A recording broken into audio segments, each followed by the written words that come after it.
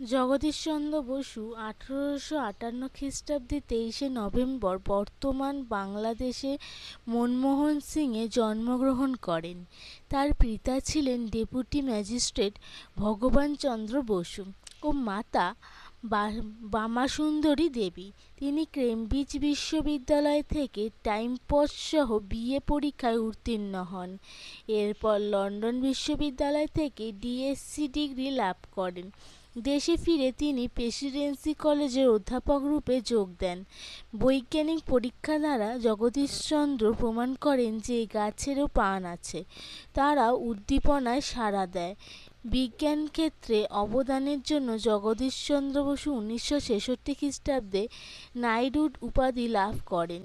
তিনি 1920 খ্রিস্টাব্দে রয়্যাল সোসাইটির ফেলো নির্বাচিত হন। বৈজ্ঞানিক গবেষণার জন্য তিনি বসু বিজ্ঞান মন্দির প্রতিষ্ঠা করেন। তিনি ভারতকে মর্যাদার আসন দান করেন। 1937 খ্রিস্টাব্দে 23শে নভেম্বর এই মহান বিজ্ঞানী ইহলোক ত্যাগ করে পরলোক গমন করেন।